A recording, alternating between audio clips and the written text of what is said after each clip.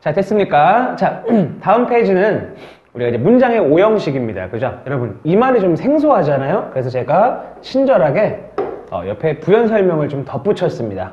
자, 여러분, 문장의 형식이라는 게 무슨 말이냐면요. 문장의 성분. 아까 우리 문장 성분 배웠었죠? 자, 확인차 한번 다시 해볼까요? 네 가지죠. 자, 누구 있었나요? 무슨 주어람에 있었죠. 뭐로 표현했고요? S요. 그죠? 자, 그 다음에 무슨 어가 있었죠? 술, 뭐로 표현했죠? V라고 표현했던 거 맞죠? 자, 그 다음에 무슨 혹시 약자로 뭐로 표현했죠? O로 표현했던 거 기억나십니까? 됐죠? 이러면 안 되는데. 이따가 이거 편집합시다. 예? 자, 목적어라고 했던 거 기억나시죠? 자, 그 다음에 마지막으로 무슨 보어라고 하는 게 있었죠. 그러니까 약자로 뭐로 표현했죠? C요. 됐죠? 여러분. 그러면 이제 요 네 가지를, 됐죠? 과연 어떤 순서에 맞게끔 배열해야지 문장이 되겠느냐? 요걸 확인하는 게 우리가 이제 문장의 오형식인데요. 자, 첫 번째부터 가겠습니다. 여러분, 주어라고 하는 건 있는 이가 붙이는 말 아닙니까? 그래서 통상 일단 주어라고 하는 애가 특별한 일이 없으면 문장에서 가장 먼저 등장을 합니다.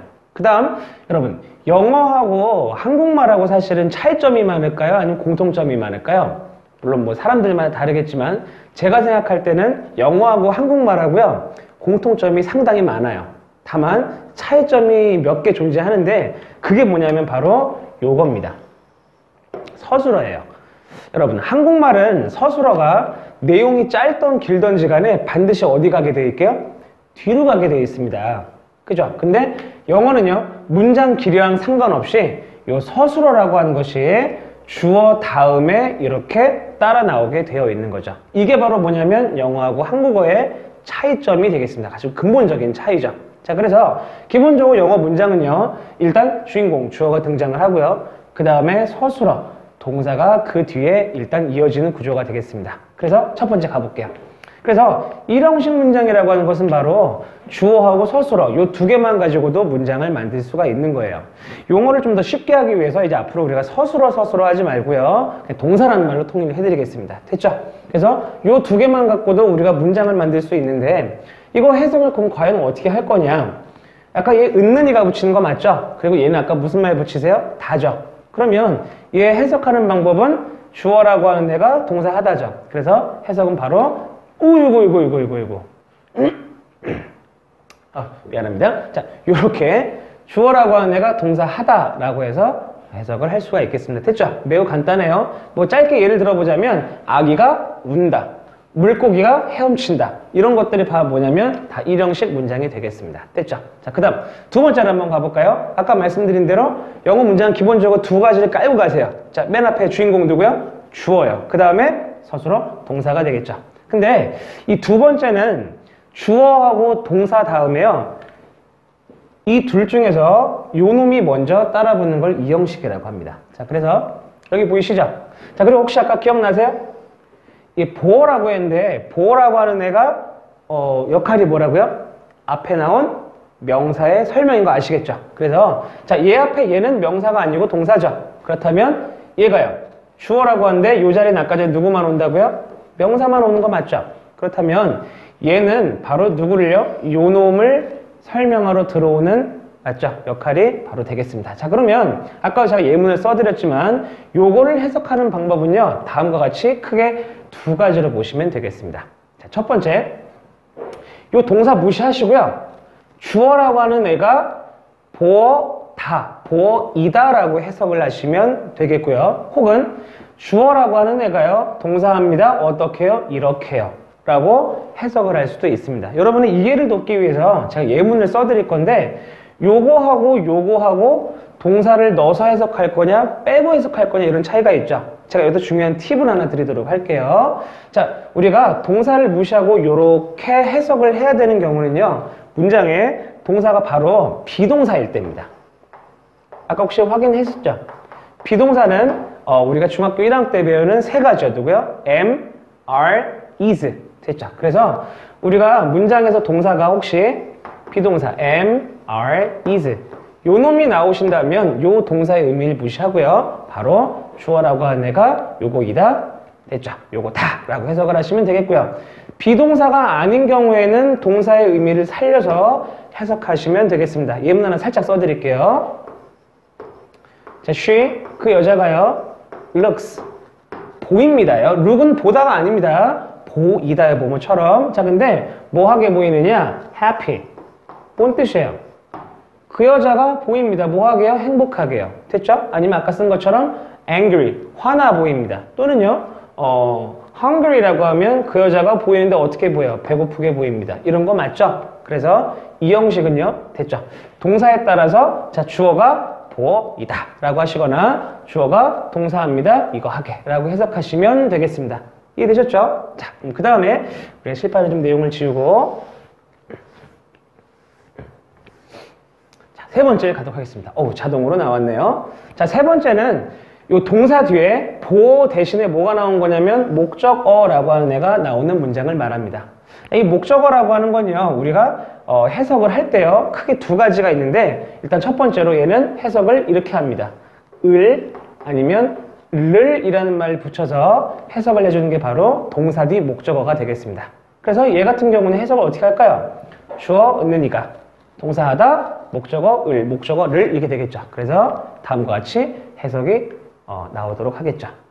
실판이 좀 더럽네요. 네, 지우고 하도록 하겠습니다.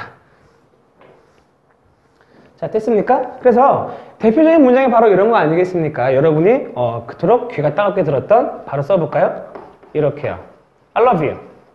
해석해보세요. 시작. 내가 사랑합니다. 너를. 맞죠? 그래서 이렇게 삼형식 문장은요, 동사 뒤에 목적어가 붙어있는 문장을 말하겠습니다. 되셨죠? 제가 시간상 많이 말씀드릴 수는 없어서요, 이렇게 짧게 예문을 간단하게 확인만 하고 가겠습니다. 자, 네 번째예요. 자, 네 번째는요, 주어 동사 다음에요, 요놈이 나오기는 하는데 요놈 앞에요, 하나가 더 붙습니다. 목적어가 붙을까요? 보어가 붙을까요? 목적어라는 애가 붙는 겁니다. 그래서 다음과 같이 보시면 동사 다음에 요놈이 여기로 그대로 이사를 해요. 그래서 요놈 해석은 를 이라고 그대로 해석을 하는 거고요. 혹시 기억이 나실는지 모르겠는데 요놈은 아까 전에 제가 해석을 어떻게 한다고 했게요? 뭐뭐에게, 누구누구에게 이런 말이 있다고 했죠. 그래서 목적어 두 번 나올 때요, 앞에 있는 요놈을요 우리가 에게라고 해석을 하시면 되겠고요. 그 다음에 뒤에 나온 놈은 얘를 그대로 옮겨서 을이라고 하시면 되겠습니다. 됐죠? 그래서 여러분 이거 중학교 1학년 때 뭐 수요 동사 이런 말로 배우는데 우리가 예문을 보면 이런 거 아닐까요? 됐죠?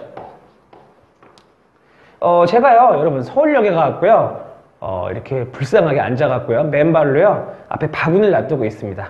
그래서 사람들한테 엎드려서 이러고 있어요. 자, 그럼 사람들이 나한테 뭐를 줄까요? 돈을 좀 주겠죠. 자, 그럼 갑니다. 자, they 됐죠? 주어가 되겠고요. 이렇게 해줄까요? gave라고 해보겠습니다.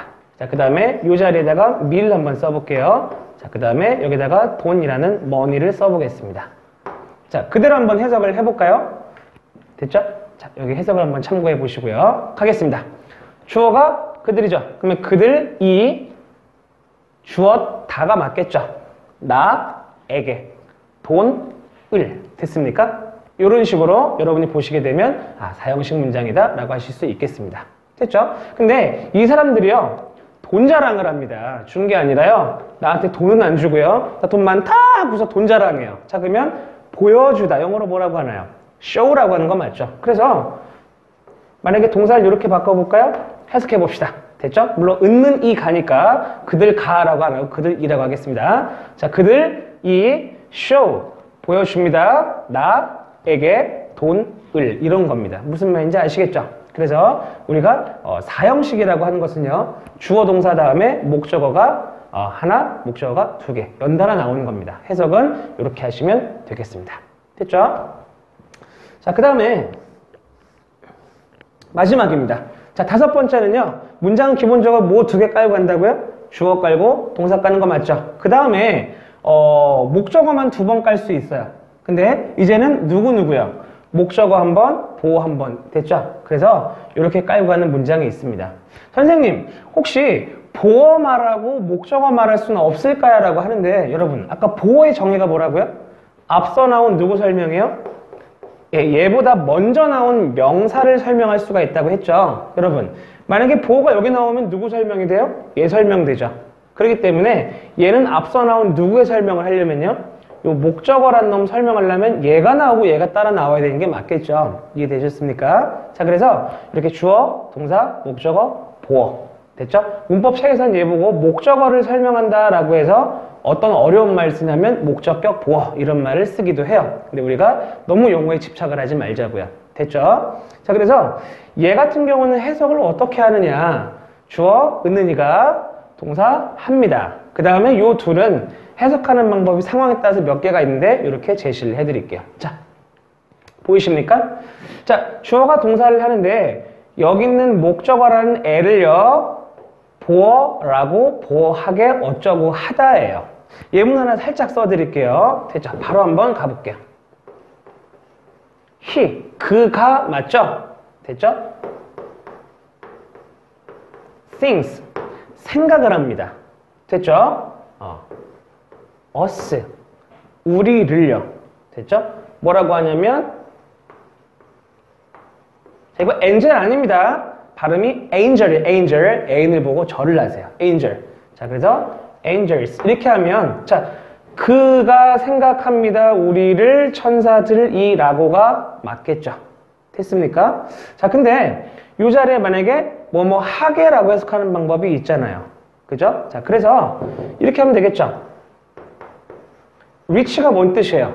뭐 돈이 많을 수도 있고 뭔가가 풍부할 수도 있고요. 아무튼 뭐 부유한 이런 뜻이죠. 그럼 그가 생각을 합니다. 우리를 뭐하게 해요? 부유하게 생각을 합니다. 되셨죠? 아까 제가 말씀드린 것처럼 보어라는 자식은 누구 설명이라고요? 앞에 나와 있는 명사, 얘 설명이죠. 자, 그대로 가볼게요. 얘는 요런 거야. 자, 그러면 자, 우리는 누구니? 우리는 천사가 되는 거고요. 우리는 어떤 거니? 부유하고 돈이 많고 그런 겁니다. 이해되셨죠? 그래서 상황에 따라서는 이렇게 해석도 되고요. 뭐뭐를 뭐뭐 하도록 이라고 해서요. 여러분 제가 어이없지만 조금 여러분이 공감할 만한 예문 하나 써드리자면요. 됐죠? 자, my friends. 내 친구들이요. 됐죠? 아이고, 죄송합니다. 아이고. 자, make 만드는 거 맞죠? 얘가 주어입니다. 자, 그리고 얘가 동사예요. 근데 이렇게 나옵니다. 뒤에 me 이렇게 나오고요. 그 다음에 buy some bread 이렇게 써볼까요? 잘 보십시오. 그들이 만들었어요. 나라고 하는 게 맞죠? 자, 그 다음에 buy some bread는 뭐 사는 거예요? 빵 사는 거 맞죠? 여러분, 그들이 만들었는데 나한테 빵을 사라고 만들었어요. 여러분, 빵을 내 친구들이 살까요? 내가 살까요? 내가 사는 거 맞죠? 그래서 여러분 봐봐요. 빵을 사는 건 나니까 됐죠? 결국 나는 빵을 사게 되는 사람이 되는 거 맞겠죠? 그래서 해석이 그들이 만들었습니다. 나를 뭐 하도록? 약간의 빵을 좀 사도록 이렇게 해석이 되는 경우도 있답니다. 되셨어요? 그래서 마지막으로 목적어라는 애가 보어하는 것 그죠? 뭐 이렇게도 있지만 요거는 자세한 건 우리가 한번 또 하면서 다음 시간에 배워보도록 하겠습니다. 됐죠? 자, 그래서 여러분 우리가 이제 문장에서요 아까 제가 말씀드린 품사 맞죠? 정확하게 품사의 정의를 어떻게 내릴 수 있느냐, 품사를 어떻게 구별할 거냐, 그리고 문장은 과연 뭐로 이루어져 있느냐, 이 네 개를 봤고요. 이 자리에다가 됐죠? 어떤 단어를 집어넣을 수 있는 거냐, 어떤 품사를 넣을 거냐, 그리고 이 문장 성분을 어떤 순서에 맞게 배열을 해야지 문장이 되겠는가 라고 하는 이 내용을 우리가 지금까지 살펴본 거고요. 자, 그래서 이제 결론을 내드리도록 하겠습니다. 문장의 5형식까지 해서 사실 품사하고 순서라는 우리가 목표하는 바는 다 끝나기는 했는데 여기서 끝내면 또 찬쌤이 아니죠, 그죠? 그래서 중요한 제가 이제 결론을 내드리도록 하겠습니다. 됐어요? 자, 여기가 중요하니까요. 이제 거의 다 끝났다고 끄시면 안 돼요. 중요한 결론 하나 내드리도록 하겠습니다. 자, 됐죠? 요거는 지울까요? 자, 깔끔하게 지워봅시다. 자, 여러분 그래서 이제 요거에 대한 이제 결론을 이제 내드리도록 하겠습니다. 거의 마지막이니까 조금만 집중해서 봐주세요. 여러분, 요거 이제 해석을 다 빼고요. 결론을 한번 살짝 봅시다. 여러분. 자, 문장은 크게 알겠죠? 5가지 순서로 배열할 때 의미 전달이 됩니다. 그리고 아까 제가 말씀드린 것처럼 자, 한국말하고 영어하고 가장 크게 다른 점 딱 뭐라고요? 바로 요 위치예요. 서술어. 즉 동사가 한국말은 뒤에 있는데 영어는 반드시 일단 주어 나오고 그 뒤에 따라 나오게 되어 있습니다. 그래서요, 여러분이 꼭 여기서 알고 가셔야 될 게 영어라고 하는 건 동사라는 애의 위치가 어떻다고요? 한국말과 다르다. 요 결론을 꼭 알고 가셔야 되는데 여러분 잘 관찰을 해보시면 제가 이렇게 힌트를 하나 쓱 드렸는데 영어 문장이 되기 위해서는 조건이 반드시 뭐가 꼭 있어야 될까요? 주인공 주어라는 애가 있어야 말이 되지 않겠습니까? 물론 우리가 상대방한테 명령을 하게 되는 명령문일 때는 주어가 생략이 되기도 해요. 근데 그런 특별한 경우 말고요. 일단 주어라는 애가 반드시 있어야지 의미 전달이 될 거고요. 그 다음에 얘가 뭘 했는지, 뭐인지를 말해주는 동사가 있어야지 의미 전달이 될 거잖아요. 근데 얘 같은 경우는 뭐 있기도 하고 없기도 하죠. 그래서 여러분 가장 중요한 건 요 놈이 붙어있냐 안 붙어있냐는 나중 문제고요. 가장 중요한 건 자, 우리가 문장을 이루기 위해서 반드시 필요한 전제 조건. 자, 볼까요? 자, 보이시죠? 노란 박스요. 자, 왜 표시를 했느냐?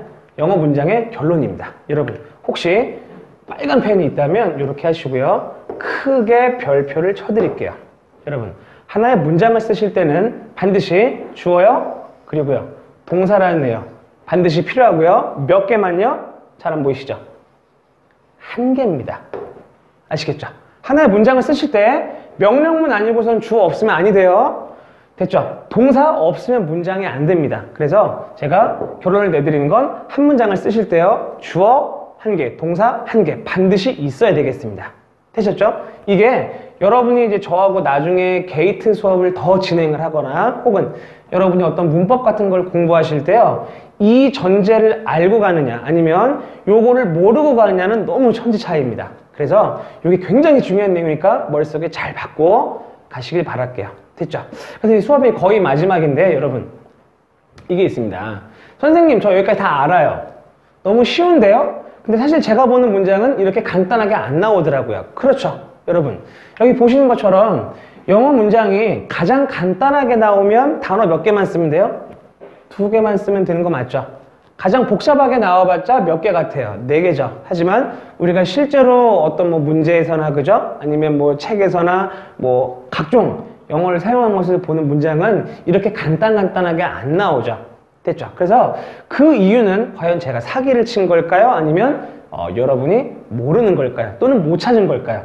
자, 결론은 제가 사기를 친 게 아니고요. 사실 모든 문장이 요렇게럼 생겨 먹었는데요. 여기에 뭔가 또 추가적으로 됐죠? 사용되고 변화되는 것들이 있습니다. 그게 누구냐면 그죠? 구조가 이처럼 간단하지 않은 이유는 이라고 했죠. 여기에 대한 해답은 크게 2가지가 있습니다. 그래서 여기에 대한 해답은 자 보이십니까? 첫 번째 전치사라고 하는 또는 접속사라고 하는 품사가요 이 문장 어딘가에 추가로 들러붙습니다. 아까 이 품사는 제가 일단 소개는 해드렸죠. 그래서 이 뒤에 수업에선 전치사라고 하는 게 정확하게 뭐고 또 접속사라고 하는 게 정확하게 뭔지 정의를 내려드리고 언제 이 두 놈들이 문장에서 사용이 될 수 있는지를 제가 알려드리겠습니다. 그리고요 2번째요 여러분 혹시 이 말이 약간 생소할 수도 있는데요 이겁니다. 준동사요. 됐죠? 그래서 영어에서 준동사라고 하는 게 존재를 하는데요. 이 준동사라고 하는 게 실제 문장에서는 굉장히 많이 쓰입니다. 그래서 여러분이 이 준동사라고 하는 거에 대해서 정확한 이해가 선행되지 않으시면 사실 영어 공부하는데 굉장히 어렵습니다. 그래서 오늘 수업은 제가 일단 여기까지 진행을 해드리고요. 이 뒷부분은 여러분이 이제 더 좋은 게이트, 그죠? 정규 수업이나 혹은 저희가요 2월 마지막 주입니다. 2월 마지막 주에요 여러분에게 공개 수업을 진행을 하려고 합니다. 그래서 요 앞부분은 보신 분들이 오셔도 상관없고요 또는 요 앞부분은 안 보신 분들 물론 오시는 분들은 아마 요걸 거의 다 보신 분이겠죠. 그래서 2월 마지막 주에 저희가 요 더 좋은 게이트 수업을요, 총 2회에 걸쳐서요. 그래서 월요일, 그리고 목요일, 이렇게 이틀에 걸쳐서요, 공개 수업을 진행하도록 하겠습니다. 그래서, 요거는 무료예요. 공개 수업을 진행을 할 테니까요, 여러분 혹시, 이 수업과 관련해서 좀 더 나는 알고 싶다. 라고 하시면 공개 수업에 참여를 하시면 되고요.